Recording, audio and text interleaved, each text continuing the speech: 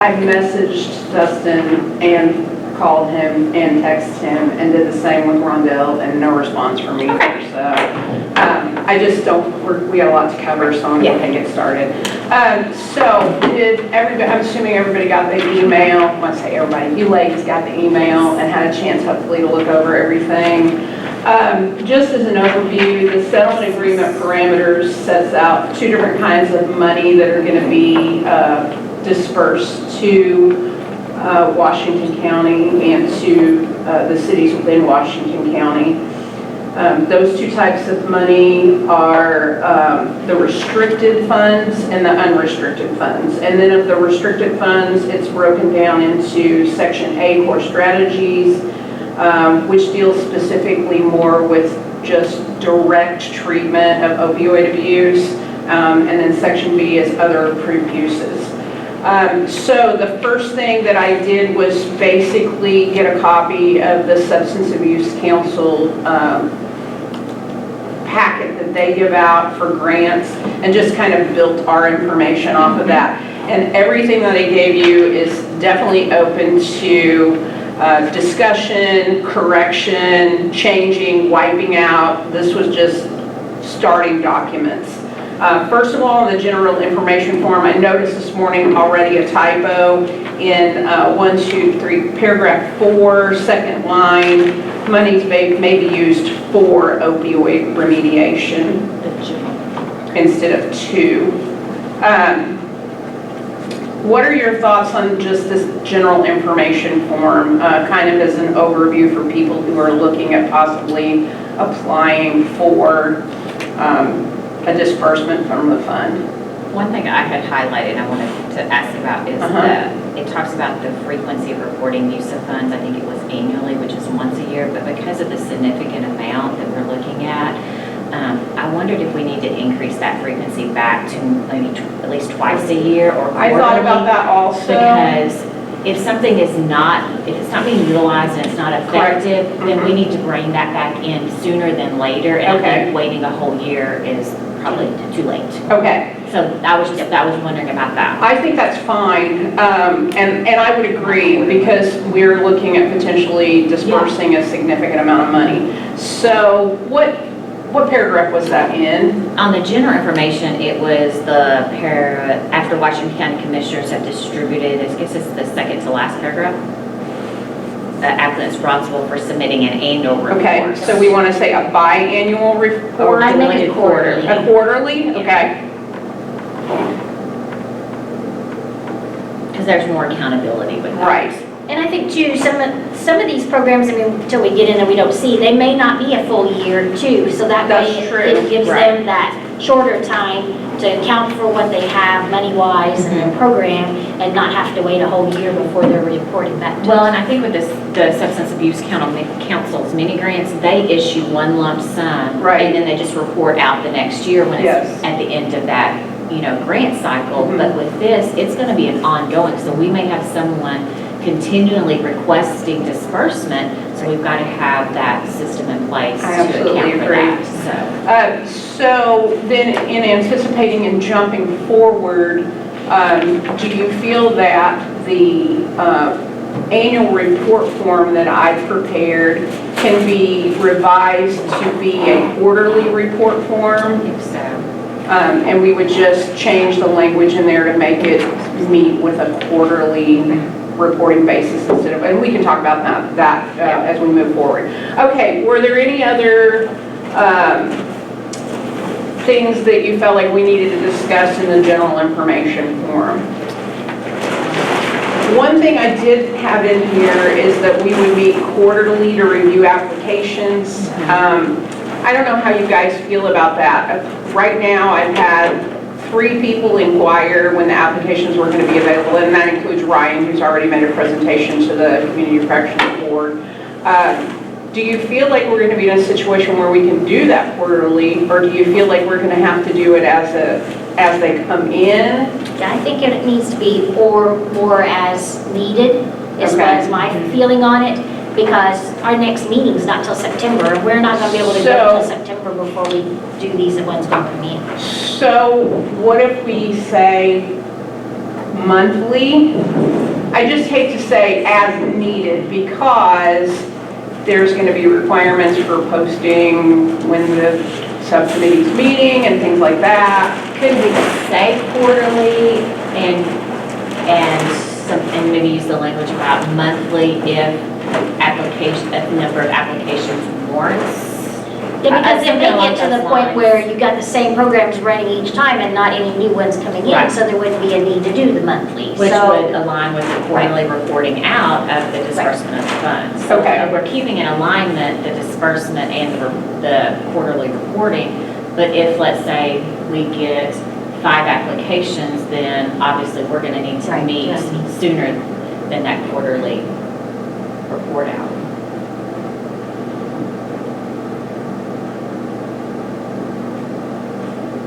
Okay, I will change that language and to basically we'll meet quarterly or monthly if the number of applications warrant such, something like that, to that effect. On the second page, it had where we're going to request the applications. We talked about it being, it looks like on the Washington County government website, it said City of Salem in person. What were we thinking that might look like for an in-person application pickup at the mayor's, at the city hall? Well, that's what I wanted us to talk about, and that's probably one thing that we're gonna have to get Justin involved in also with regards to the city. I know when we met, the full board met last month, we discussed, I hadn't anticipated Justin getting on board with this. We just anticipated originally it was gonna be Washington County. And then Justin said he would be happy for us to do the applications also. We discussed possibly reaching out to the other cities that are getting disbursements. I have finally been able to track down a list of, who all the board members are and things like that. But I guess my question is, and this was something I was going to discuss later on, but it's fine to do it now. Do we feel like it's our duty to reach out to these other counties so that we try and have a unified application system? Other cities, so that we have a unified application system? Do you think that they're going to be receptive to that? Or do you think this is something that we should limit specifically just to the county disbursement and the City of Salem disbursement? So we're talking about the towns. The Yeah, they're towns. taxing. Because that's what it is. each one of them is receiving a portion of money. So of course, the only one that's going to be taken out of the mix is Hardensburg, because as of right now, they're defunct. Right. So I don't know what the state's going to do from here on out. They already got one disbursement. I don't know if they'll get an additional one or how they'll deal with that. But I think who all's involved in it is going to determine where we need to make the applications available, for one thing. And so my first question is, do you feel like it's our job and our duty to reach out to the other towns? The only thing I thought of was it wouldn't hurt to, once we get our grant application available, to just maybe send a letter to each board and say, just by the way, we have started, a board to oversee these applications. If you would like us to, look at yours as well, let us know, have the contact information where the grant applications can be found. And that way that throws it on them to decide if that's what they want to do. The only thing is, the application packet's specifically written for the City of Salem and Washington County, and we've got to know which entity they're requesting the money from. Yes. So I almost feel like we have to reach out to them in advance and say that. I think if we do, I think it would be good to reach out so that it's kind of unified across the board. That was my within thought, the county, too. at all levels, government levels, whether it be the town, the city, the county. So we're all on the same page doing the same thing. And if they choose not to participate in it, we have that they've chosen not to participate, and we have that documented. So. And I guess what I can do is when we get this firmed up, the packet firmed up, I can send it out as an attachment and say, this is what the county is going to be using, this is what the City of Salem is going to be using. If you wanted to also use the subcommittee as a sounding board for your applications, please let us know and we can adjust the forms to include you. So I discussed, there is no JRAC or Community Corrections page on the Washington County website. I talked to the rep or our IT guy, and he said just to let him know, and he would be willing to help us get that set up. I think we probably need to get that on there as a page. not only because of the applications and the subcommittee, but just in general, so that the community understands what the Community Corrections Board is and what the Advisory Board is and what the JRAC Board is. So my first thought was just plunk the packet into there, and if people ask, we can refer them to the website. But then I also know there's a lot of people that aren't tech savvy and they don't want to do that. They want to, pick up a packet.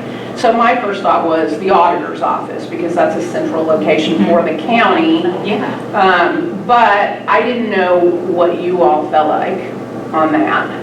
If you felt like it needs to be a paper packet available to people, or if we just need to say you've got to go to the I website. think a paper packet, it needs to be available, and I think the auditor's office probably is the best, since that's Okay. going to be the hub for the money anyway. Okay. And I agree. And then if you guys are okay, I'll talk to Justin and see if he wants the forms also available at the mayor's office or someplace in City Hall, or if he wants to make them available on the city's website.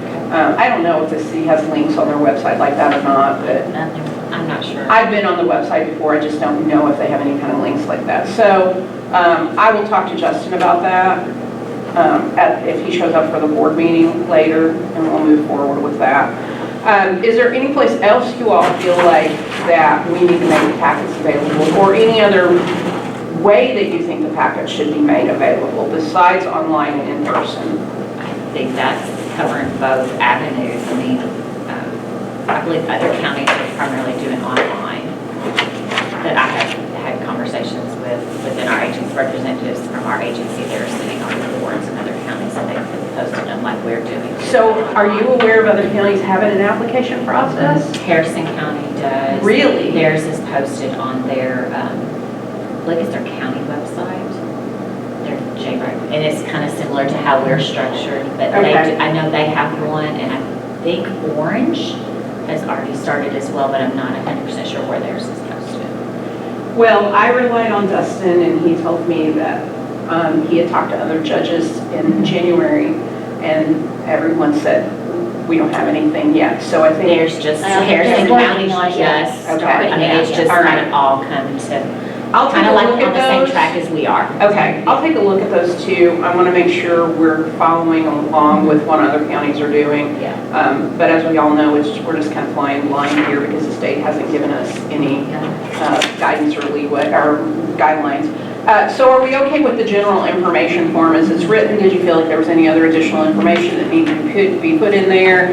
I just felt like rather than regurgitate what the settlement agreement was, giving them the link to it so that they could see the schedules as to how the money is broken down and as to what the core requirements are or the core strategies and the approved uses. They can look at those on their own. Okay, on to the application for the disbursement. And again, this was very, very rough. Any additions, any discussion, anything we need to change? I thought there needed to be something in there discussing, will the money be under the control of one person, or will there be checks and balances put in place for who will receive the money and control of the money? Because not everybody may be through the county or the city, and that just gives us some guidelines that you're not just handing the money over to one person. I agree with that. And then also too, when we're talking about what objectives, activities, and services to be provided, including your program, if it is part of the treatment component with, is looking at evidence-based practice, having some language, when we review it of evidence-based programming that's going to be utilized. Also, what outcomes will be measured, And how. And That how. was That was question how, I had. and that was like, how are the outcomes to be Yeah. measured? Yeah. And so, because when we're asking how will the success of the program be measured and evaluated, how is that going to be measured? What What are you using as your tools Tools. to determine what is it going to be? Through like a survey, like a satisfaction survey? Okay. So basically what we're looking at with measuring outcomes, I I need to reflect in the application some of the language that's also in the reporting requirements. And then Myra, you said who will be in control of the dispersed monies, and what specifically do you want to know there? Will there be checks and balances put in place on who will receive the money and who has control of that money?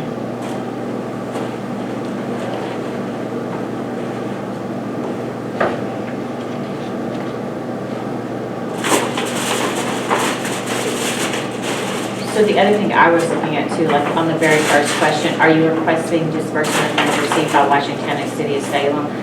I was looking through here because then we referenced the restricted funds down towards the bottom, but is there a way that we can actually identify more clearly which fund source they are, which one of they're requesting restricted, or you see what I'm saying, like a checkbox, so that we're very specific when we start reviewing it? Okay, hold on just a minute.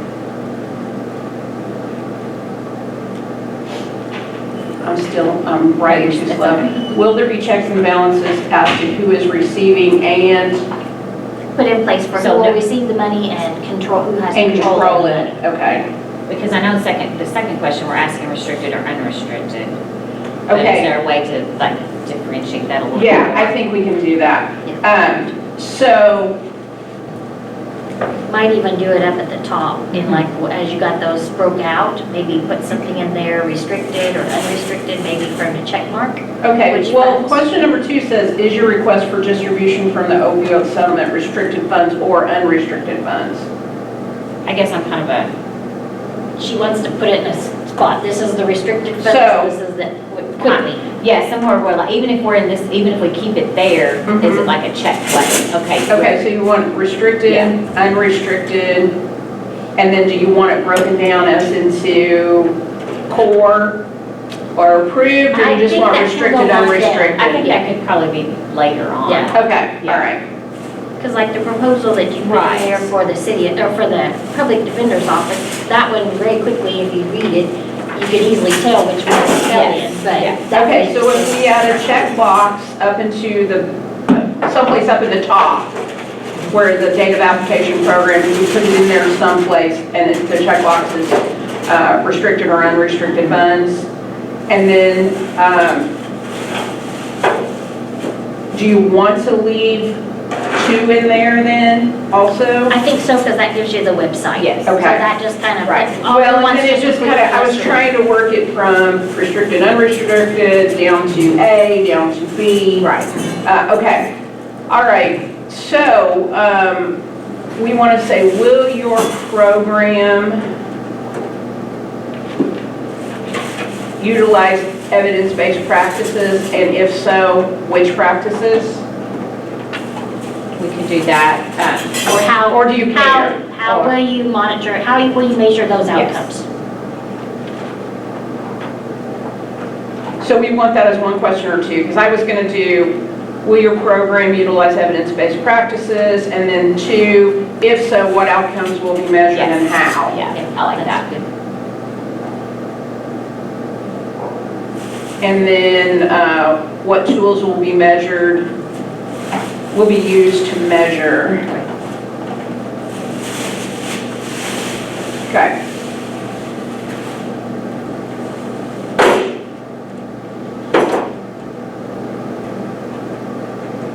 Do we want to specifically ask them to set out what evidence-based practices are going to be addressing, or do we want to just say, are you going to be doing I that? I think it needs to be specific. I think you need to make them put some thought into it, because if they're just putting something on the piece of paper, they're not going to have as much vested interest as if they've already put some thought in it, worked on, this is how we're going to measure it, and moving forward. Do you think there are going to be people applying for money who do not understand what evidence-based practices are? In specifically in unrestricted funds? Because unrestricted funds means we're going to put some sidewalks in, or we're going to put a park in, or, you know, it's. So I think it's going to probably have to be targeted, the evidence-based practices are going to be more targeted toward the restricted funds and Right. treatment as Right. opposed to the unrestricted. So Right. I don't know if we need to differentiate that somehow, or I'm not exactly sure. I mean, if they're requesting money for sidewalks and from the unrestricted, that's not going to be Right. evidence-based practice, Right. but there has to. So if we say, If using. if you Yes. are requesting restricted funds,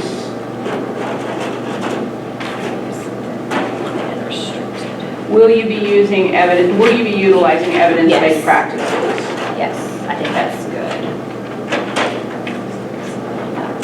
I don't feel like it's my duty to educate somebody what an evidence-based practice is. No, it's not. But I also feel like that there is a possibility with the unrestricted funds that we're going to be getting requests for money that has absolutely nothing to do with opioid remediation. Of course, there's not a whole lot of money there for Right. that stuff, but still, we could potentially be getting that. Okay, anything else you guys wanted to discuss on the application?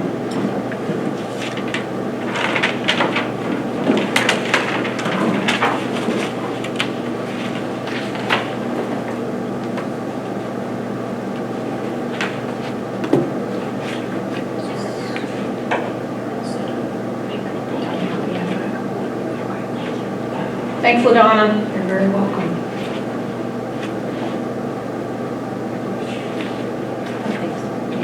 No, I didn't, I was just that going was back the through one some of my side. notes, so thanks. Okay. Do you think we need to cover up those taco shells so they're not totally cold?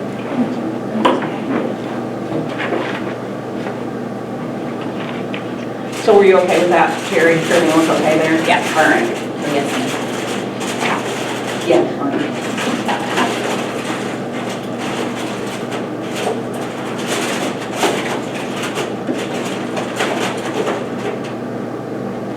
One thing I wanted to ask when we were talking about reviewing applications, do you feel like we are ever going to be in a situation where we're going to want to talk to someone about their application? Are we going to require them?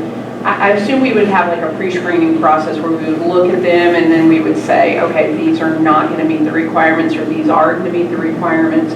And once we get to the point where we have the ones that are in the yes, possibly, do you feel like we're going to need to meet with those applicants, or do you feel like the paperwork is going to be sufficient to cover everything? I would hope that based on what we have, that the paperwork's going to be sufficient. Am I going to say there's never going to be a question? No, I think there is a possibility that there may be some of those gray areas where we're like, what are they meaning by this? Where are we lost at? And we may have to say, hey, we want you to come back to a meeting so that we can ask some questions. And the reason why I asked that is what I thought I might do on the application is just say, if additional information is Yes. needed, you may be required to You come may to be the- contacted yeah, for information yeah. or be required, yeah.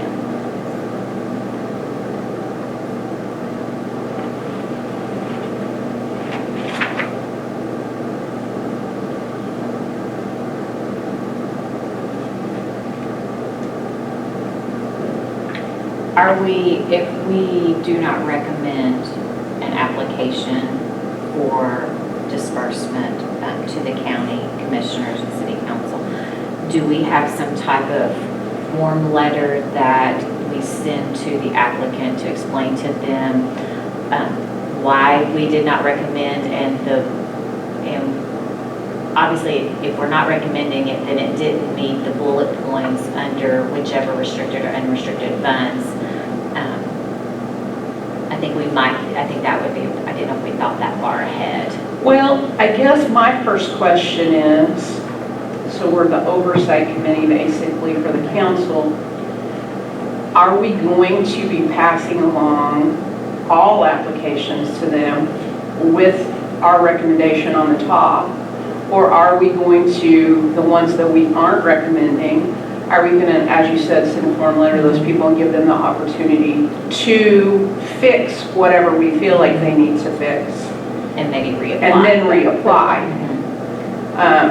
I assumed that we would do exactly what you said, that we would send them a form letter and say, you're not being recommended to be passed on to the county council, your application is not for these reasons. Right.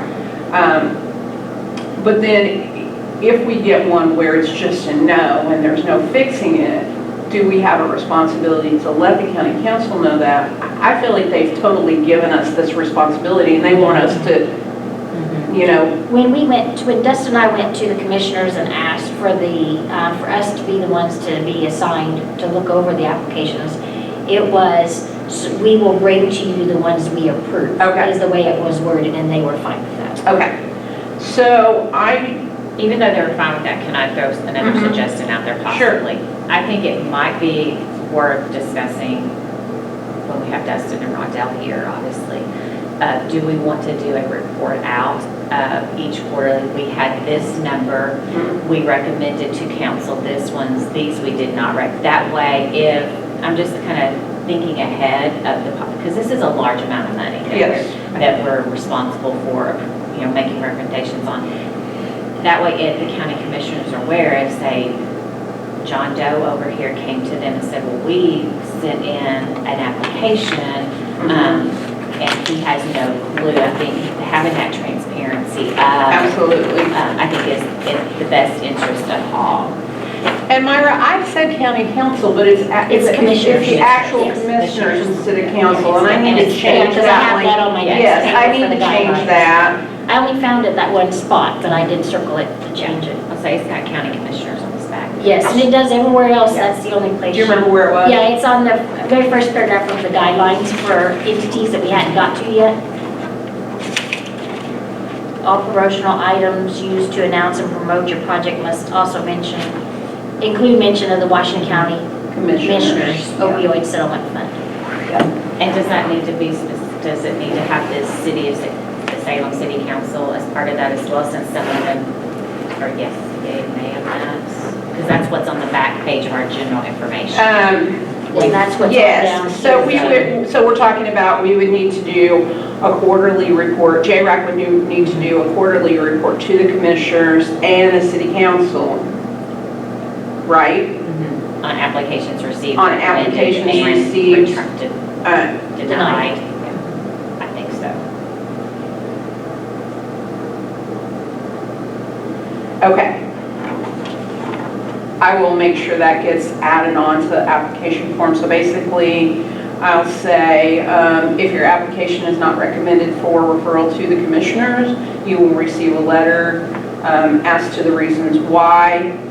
And then someplace I'll put in there that that JRAC will be responsible for reporting. That's probably going to be in the general information, the first page. Quarterly to the commissioners and the city council with regard to applications reviewed. Okay. Anything else on the application that you feel like we need to, or did I address everything you just talked about? I think so. Okay. Anything else you all feel like we need to include on the application?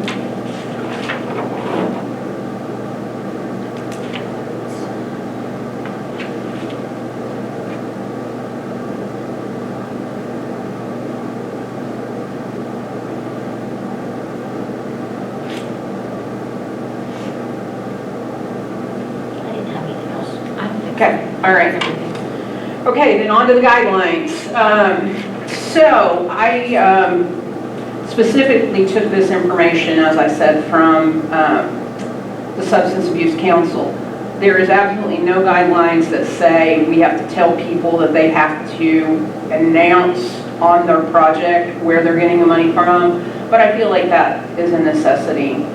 So that's why I included the first section and the second section. How do you guys feel about that? Do you feel like that's appropriate? No, I do think so. I think Okay. it's very appropriate. Okay.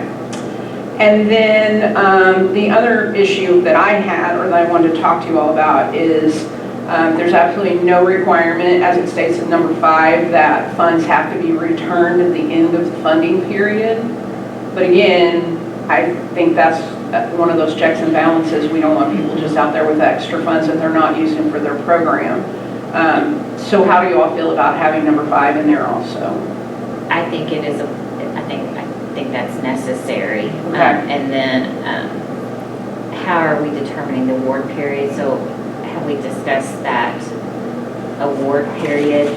I think, Because now we've changed it around a little bit because it's not from calendar year to calendar. I mean, I think if we're looking at, I think there's going to have to be a way that we designate when they're awarded. Okay, so if, for example, if you guys were to award our agency July 1st of 2023, then our report period would be July 1st, 2023 to June 30th of 2024. But if you award to, say, the hospital in September 1st of 2023, their award period is different than ours. Is that not how we're looking at, or am I thinking too, like, narrowing it down too far? I don't know. So in the application, up at the top, it specifically says time period funds are requested for. Right. So I guess what we need to do there is break that down and say, maybe a circle. Is it a CY? Is it an FY? Is it quarterly? Yeah, how long? So do we want to make them tell us how long they're requesting it for? Or what do you all think an award period should be? Should it be a calendar year? Should it be for a quarter? I mean, if we get into it, we're only giving money people for a quarter. Well, I'm talking about, I was Yeah. just looking at the designated award period. When I say a quarter, I'm talking about, do we need it? I figure it's a year award. Okay. Is what most of Unless, our. But- so is that a unless calendar it's year? 6 weeks. Yeah. Is that a calendar year or a fiscal year? I think we have to make Yeah, that that's what we determination. Most agencies, I think, run off of fiscal years when it comes to cycles, funding sources, But here's the other thing, the money already, the first draw already arrived last year. And Right. We're just now getting Right. this up and running. So So- we're already behind the 8 ball. There's already money sitting there waiting. Okay, so I think we're talking two different things. So when I'm saying, when I'm saying calendar year, what I'm saying is,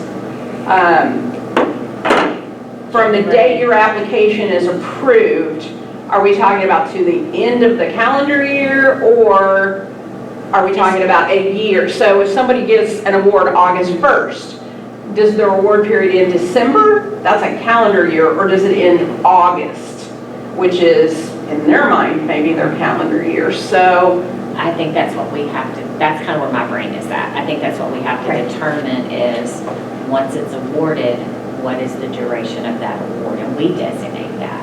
okay. So, Because I is think it, if you get everybody going on a different reporting period, somebody's gonna have a hard time keeping up with what's supposed to be ending, whoever, And so I think it's gonna be easier if we make it all the same. And some may only have had it for 6 months for the first one, but they can always reapply for the next year. so what do we need to fix on the application where it says time periods funds are requested for? We need to change that. Do we need to change that language? Do we need to change it to length of projected project or projected length of project? Or we could add a line, projected length of project, if that's. Right, something I was gonna say, we leave that, I was Leave gonna that say, leave in that there. in there, yeah. But we could do, we could add a line, projected length of project, which would help us to know. Right, If they're gonna continue to Yes. reapply, or if it's just a one-time thing. okay. And then,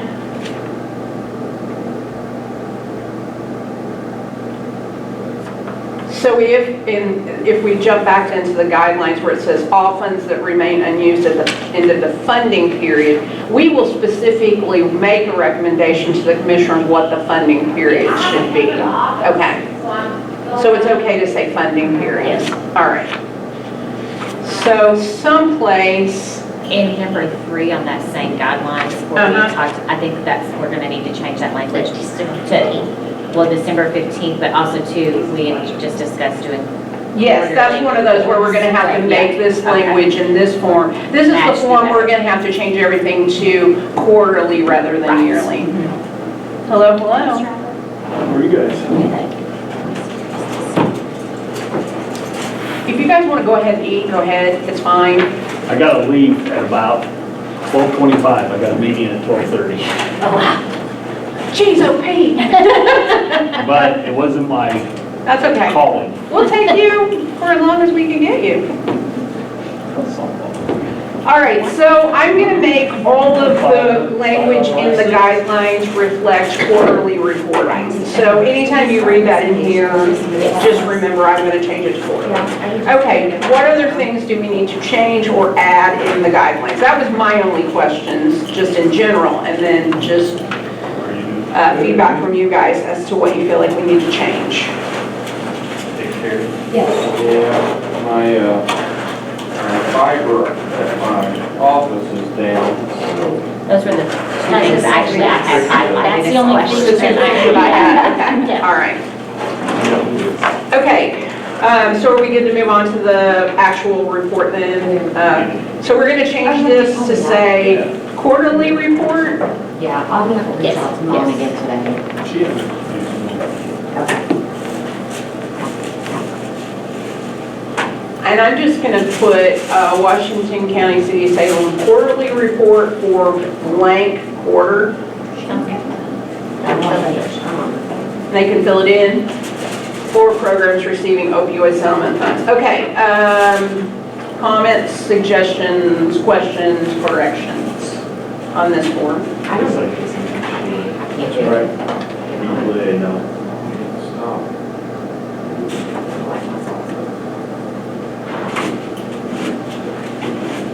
I honestly didn't have any thing to increase. I think Right. there's a lot of room where they can expand, Hey, and I would hope they would, but I think this just gives us a general format for them to use, and then they can expand from there. I will, okay, Terry, I will add in an evidence-based practice statement on Okay, this form. yeah, that's fine. 16 days. And I think that kind of is alluded to in that last question, what data and information were generated that showed program progress or lack of progress? Yeah. What tools or devices, Yeah. just what we talked I'm about. gonna, whatever language that I plunk in here or take out of here, I'm gonna make it match to the application process, so that it's more streamlined and consistent. All right, so we've gotten through these forms. What other forms do you feel like we need to look at? What other things do we need to address that we have not? Any other issues that we need to discuss regarding the basic application packet? So I know we have, on some of our forms, we're questioning, does your program have sustainability without funding from the opioid settlement funds? I know that's a specific question I've seen. So if someone comes back, if we see routinely the program's not sustainable without these funds, do we have thoughts on how, do we just keep funding until they say they're sustainable? I mean, kind of what, my biggest concern is that at some point if these funds are gone, and I know it may be a while, but we've implemented maybe some really good programs that have not planned ahead for that sustainability should the funds not be there. And that's a concern I have for our community. Right, and I think we also have to think in terms of what our job is, because we're building this packet as we've been tasked with reviewing the applications. We are assuming, based on what we've written so far and built so far, that the county commissioners are going to want us to also be the sounding board for reviewing these quarterly reports. That's how I built it, and I guess once we get this together, we are going to have to go to the commissioners and say, here's what we've done, we're made these assumptions, if we're not correct, are you all going to take the reins of doing this? Because, and this dovetails into your question, if we have this issue of sustainability, then if we are reviewing the quarterly reports, and then we're going forward and making a recommendation to the commissioners as to continuing to fund a program, then it's on them. Okay. It's on them, Yeah, okay. which I think is how we talked about it before, Right. that we just want The to be ultimate the decision is gatekeeper, and then ultimately the decision is theirs. So of course, once we get the quarterly reports, when we review them, then I assume I or somebody's going to make a presentation to the commissioners, and at that point in time, we would say, we're recommending that you continue forward with this. But the question becomes at that point in time then, are we going to be in a situation where they're going to be doing yet another grant application or a disbursement application? And I think they have to. Right. I think for record keeping. Right, So yes. I think that alleviates that question about sustainability, because if somebody runs out of money, they're going to come back and ask for more money, and we're going to make a recommendation that they continue. I'm sorry. I called your office, they said you left 5 minutes ago, and that was an hour ago. Well, I was listening to Joe Rogan interview with Ric Flair and got carried away. You are kidding me, are you not? No. I forgot about it. Okay. All right, so anything else? I think that's a good start. I mean, I think Okay. you did a very nice job, but yes. All right, thank you. So what I would anticipate doing now is going back, fixing, educating the members who weren't here as to what we've done And get any feedback from them. and getting feedback from them. And then once we've got that, do you feel like that we need to present this to the complete board before we actually go and discuss it with the commissioners? Terry saying yes, Myra?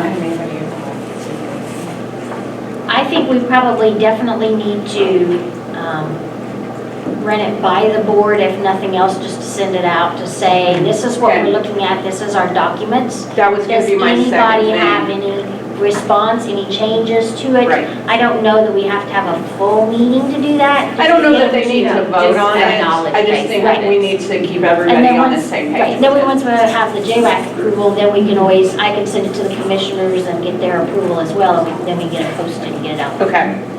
Well, I want to make sure that when we talk to the commissioners, maybe we have some written guidelines so that they just understand what our responsibility is in the process, so that they realize we're just the gatekeeper for them. I think that's good language to use. Yeah, So and that's the way that- I have stated it every time I Yeah. get, that we're just. So that there's no confusion amongst all the players as to what the steps are to work through this process. Yeah, because the county Yeah. attorney contacted me and I said, we're only taking the applications and just making an application, taking the applications, sending them through our JRAC board for approval, and then we will present to the commissioners. We are not over the money. We are not going to have control of it that way. All we're doing is presenting to them as to what we think should be Maybe funded. the best way to go about this is to just send this stuff on to Dustin, Maybe. and then let Dustin make the presentation to the commissioners after he reviews it. Yeah, so. Yeah, because he, like I said, he isn't. I didn't realize he had reached out to you already. Okay, all right, great. So I think the only holdup is going to be once I get these documents together. I just don't want to put this out until we have it set up on the website. Yeah. And it's just going to take me a bit to, I just think it needs to be the vision and mission statement for both JRAC and for community corrections, the bylaws, just basic information. Right. Okay. So what we talked about doing is once we get the application together, posting it, we need to update the county website so that there is a JRAC Community Corrections page, making the application available on the page and also making it available at the auditor's office for those who are not tech savvy. And then I need to talk to Justin about how the county or how the city wants to deal with the applications. You okay with that? Okay. All right, I think that's everything for the subcommittee. If you all are okay, we'll adjourn and everybody can grab some lunch and then we'll start our next meeting.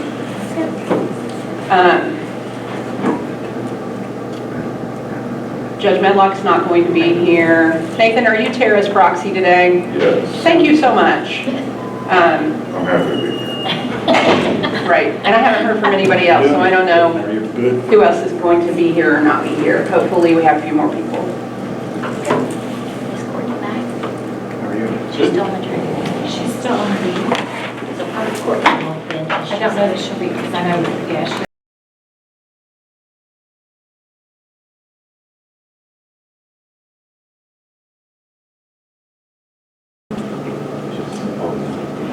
Okay, I'm going to go ahead and get started because we've got a lot to go through today. Do you have your copy of the agenda? I do not have the copy. Okay. I have my notes. I gave my only copy to the guys. The agenda.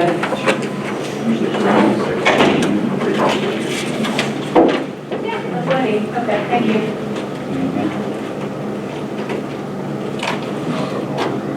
I know. All right, Everybody an email with all of the things that we need to review today. Has everybody had a chance to review the meeting minutes from our last meeting? Are there any additions or corrections? Can I have a motion to approve the minutes? Motion to approve. Brandon? Can I have a second? I'll second. Terry? All those in favor, say aye, raise your hand, please. Any oppositions or abstentions? Okay, minutes pass as presented then. All right, on new business, we have a lot of different reports to review. Again, I sent all of those out. Does anybody need a copy of those, or did everybody have an opportunity to review those? All right, first thing we're going to go over is the monthly snapshot report. Myra, do you want to say anything about each one of these reports? You want to go? I think they're pretty self-explanatory, there may be one or two, but Okay. all of them. Any questions about the monthly snapshot report? Okay, can I have a motion to accept that report? So moved. All right, Mr. Albert, can I have a second? Second. Brandon, all those in favor of accepting that report, please show of hands. Anybody opposed? Anybody abstaining? All right, we'll show those as approved, or that is approved.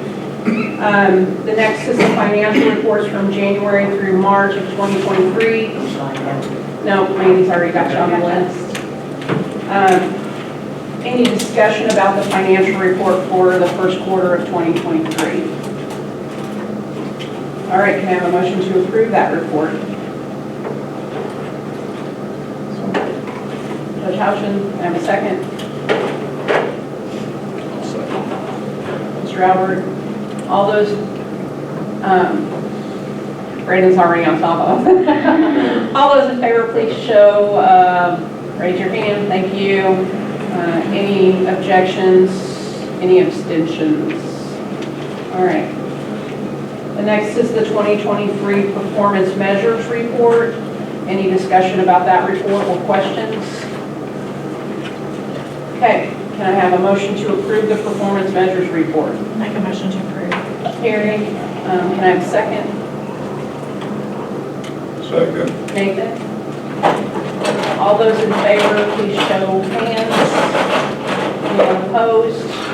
Any abstentions? Okay, we'll show that one as accepted also. Moving on to section B, the Veterans Court reports. Sorry about that. The first is the DOC financial reports for January through March of 2023. Any discussion or questions about that report?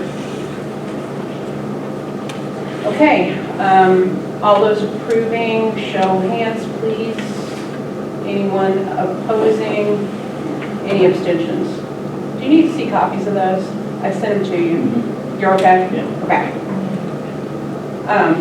I'm sorry, I skipped ahead. First of all, I need a motion, I assume. Can I have a motion to approve the DOC financial reports for the first quarter of 2023?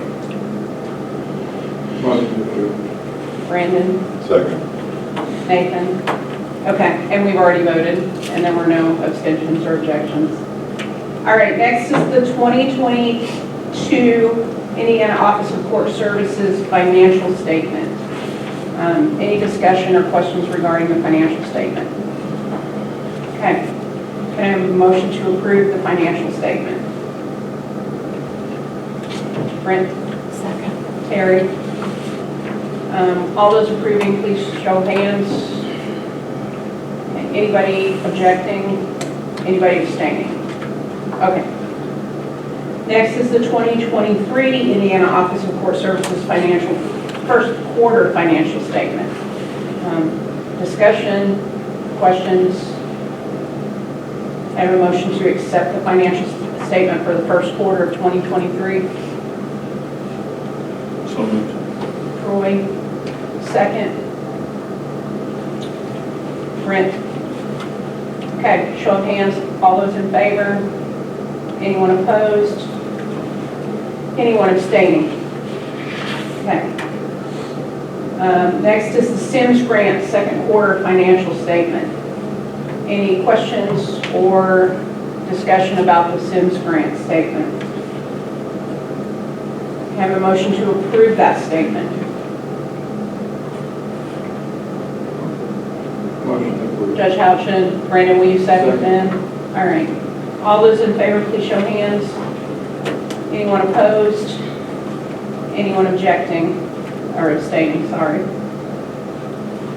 Okay, we'll show that as passed also. Finally, under Veterans Court reports is the 2023 Performance Measures Report. Any discussion or questions about that? Can I have a motion to approve that report? Terry? Can I have a second, please?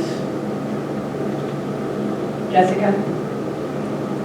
All those in favor, please show hands. Anyone opposed? Anyone abstaining? Okay. Next, and probably most importantly, are the 2024 grant applications. The first is the Community Corrections 2024 budget. Myra, any discussion about that before we move forward and vote?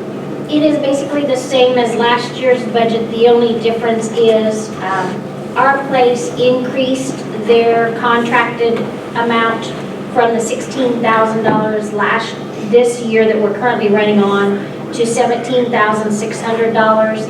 And I had some extra projected income we had received in day reporting fees.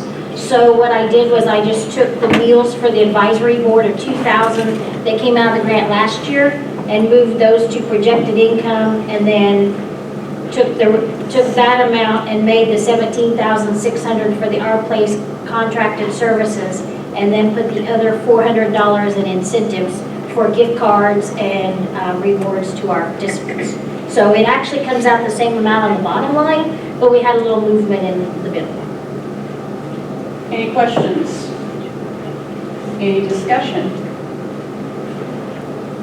Okay, all those in favor of approving the Community Corrections 2024 budget, please show, sorry, the emotion, I apologize. Moving too fast. I'm trying to get us out of here, Troy, before you have to go. Can I have a motion to approve the Community Corrections 2024 budget? Nathan? Second. Brandon? All those in favor, please show hands. Anyone opposed? Any abstentions? All right. Veterans Court 2024 budget. Myra? I sat down with Keith Berry, who's our coordinator of Veterans Court. Last year we had received $5,000 in incentives and $20,000 in drug screen processing. We felt that $20,000 was high. We're running at the most 3 participants, so we cut that back to $10,000. So we are only asking for $15,000 from the DOC for the grant funding instead of $25,000 as we did this year. And then the $9,000 from the IOCS grant is exactly the same as what we asked for last year, for this year, that we're working on that. All right, any discussion or questions about the Veterans Court budget for 2024? Myra, am I correct in that you've substantially decreased the training budget? The training budget is not coming out of this grant. Okay. Won't they come out of it? At this point, it has been coming out of the SIMS grant. We have used the SIMS grant that was given to us last year for the training, and we're using it again this year. And it's possible we will have enough money left that if I request, if they'll award the same amount as about what we have left, it'll probably reward one more year for the training. And that's specific to Veterans Court? That's specific to Veterans Court, yeah. Is the SIMS grant on a different grant cycle than the other grants? It is. And that's why we're not discussing it Right. now. It runs October 1st to September 30th. All right, any other discussion or questions about the Veterans Court budget for 2024? Can I have a motion to approve the budget? So moved. Troy, can I have a second? Brent? All those in favor, please show hands. Anyone opposed? Any abstentions? Next is the Community Corrections Collaboration Plan, which is required to be submitted as a part of the grant. Any questions or discussion? Myra, do you have anything on that? Basically, it's pretty much the same as it has been. There was a few things that we had to change based on some issues in the law. After I did this and printed all out, we found out that those have been addressed. But it will not affect this. It'll be fine for this grant cycle. Just to flesh that out a little bit so people aren't confused, there was a case that came down last year called Russell v. State, in which the courts changed the way someone could be committed to community corrections, and basically, after we had built the program, cut the legs out from under it, and severely limited the type of sentencing that could be used to place someone in community corrections. Thankfully, and I'm going to hope that Dustin may have had some input on this, the House of Representatives and the Senate addressed that issue and enacted an emergency fix for that, which happened, the bill was signed into effect last week, which should hopefully see a substantial increase, I would think, in the types or numbers of people that can come into the program. I'm not saying we're going to get more people, I'm just going to say it's opened up now so that we can get more people into the program. So when Myra wrote the submission on the collaboration plan, that had not yet happened, and it has now happened. So, any additional questions or corrections to the collaboration plan? Okay, can I have a motion to approve the collaboration plan for 2024? Motion. Brandon, can I have a second? Brent, all those in favor, show of hands, please. Anyone opposed? Any abstentions? All right, then moving on to the Veterans Court Collaboration Plan. Myra, you have anything to say about it? No, it was basically right out of the Veterans Court Manual. There really was no changes in it, so it was basically what was presented last year with the grant. Okay. So if does that apply to the new law apply to the opportunity for veterans to have more access?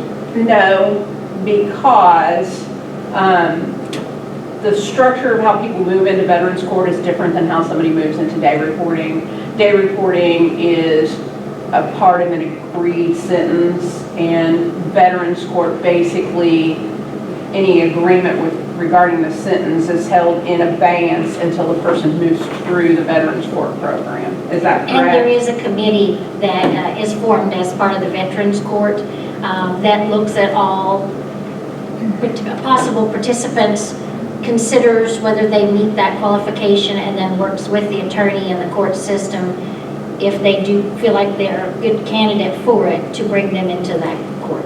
So because I know you decreased the funding request, I didn't know if that was going to make it to where you might have more people and need the... Yeah, no, we should be good. So Brandon, basically what happens is when someone's in jail, we do a risk assessment. Probation does a risk assessment with them, and one of the questions that we've added into the risk assessment is, are you a veteran? And then at that point in time, that is one way in which a person can potentially be identified as a Veterans Court participant. The other way is from attorneys letting us know that, or the court system letting us know that. Once we are aware somebody is a veteran, then there's a small pre-screening process just to get basic information about them, and then it's brought before the whole Veterans Court to make a determination whether the person is eligible. I employ one gentleman who's a graduate of the Veterans Court of Floyd County, and I mean he's done fantastic since he went through that process. It is difficult in this small of a county to find participants who are willing to work the program because of its length. And it's rigorous. You know, it's a rigorous program. So what Myra decreased was just the funding the reimbursement for drug screen costs, because when we originally last year when we set out the program, we weren't for sure how many participants we were going to continue to have, and overestimated what the cost was going to be, because as Myra said, right now we only have 3 participants. They are, just so you are aware, they are drug screens At least twice a week. at least twice a week, and that can become very costly. So rather than continue to ask for that, increased amount of money, then we ask for the decreased amount, always with the understanding that we may come back next year and ask for more if we have more participants in Veterans Court. We just have a small number because of the size of the county, and again, because a lot of people choose not to go through that program if they don't see it as a benefit, because ultimately what happens is the case is dismissed, correct, Judge? Frequently, I mean, it can be just suspended, or the most common outcome is just dismissed as incomplete. Right. And for somebody who has, say, a second-time OWI that's an F6, that they might potentially get a 30-day sentence on or less, to say to them, if you work this program, which is at least 12 months. 12 to 24 months. Yeah, 12 to 24 months, then you get your case dismissed. That's a big span for somebody who can see it as, well, in 15 days or 30 days, I might be out of jail.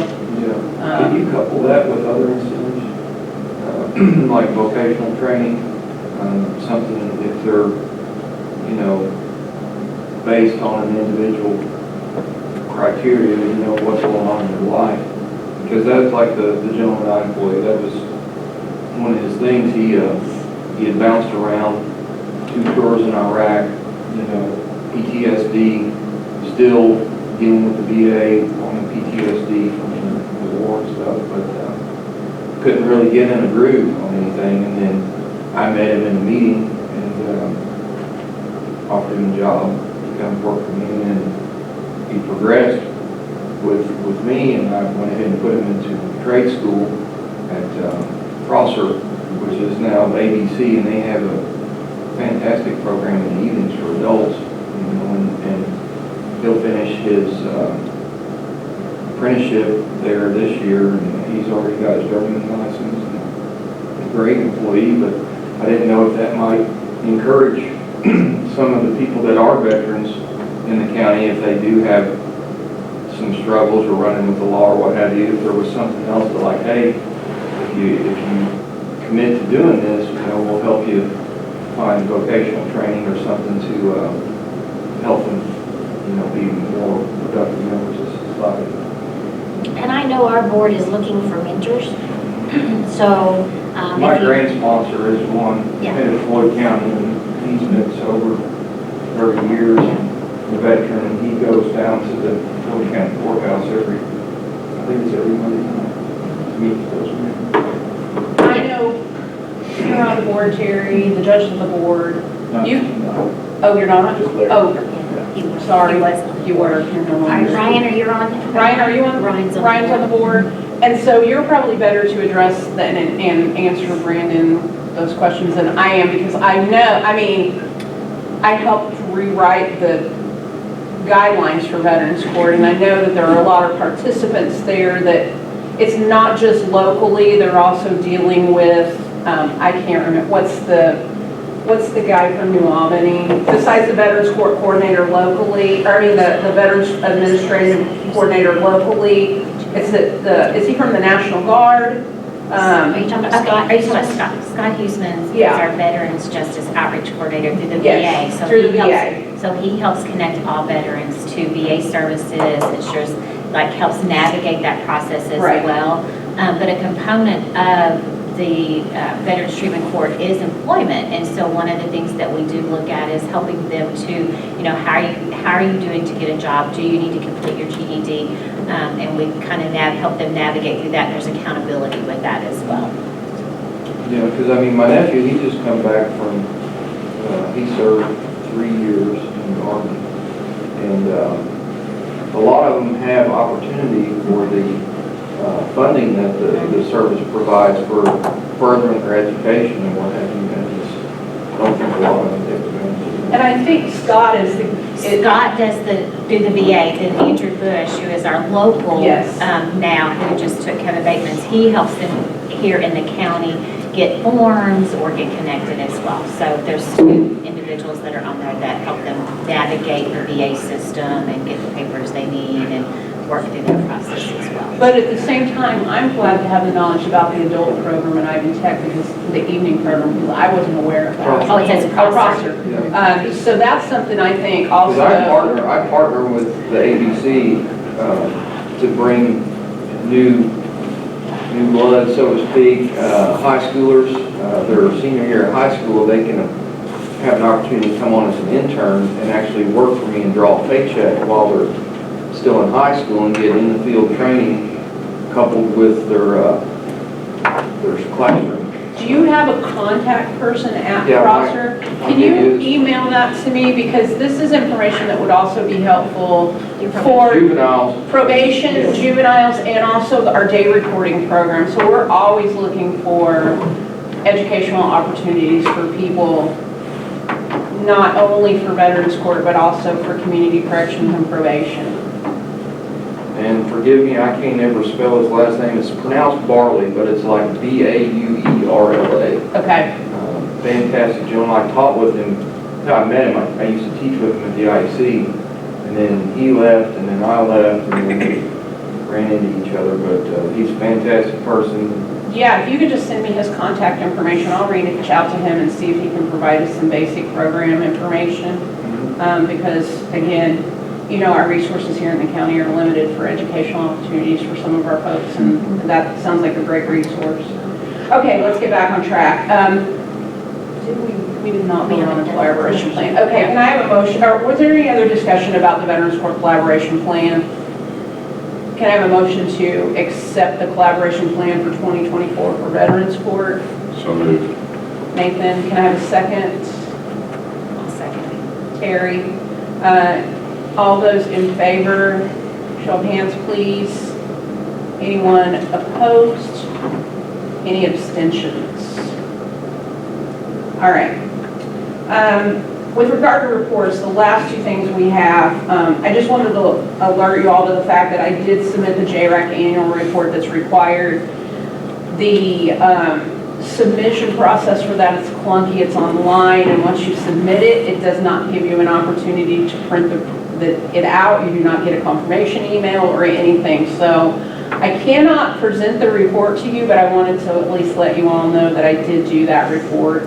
And then secondly, I also, this year, for some reason, the powers that be have decided that JRAC is going to be responsible for submitting the quarterly electronic monitoring report that used to be submitted by probation. So probation is submitting it, and JRAC is submitting basically the same report. We also completed that report.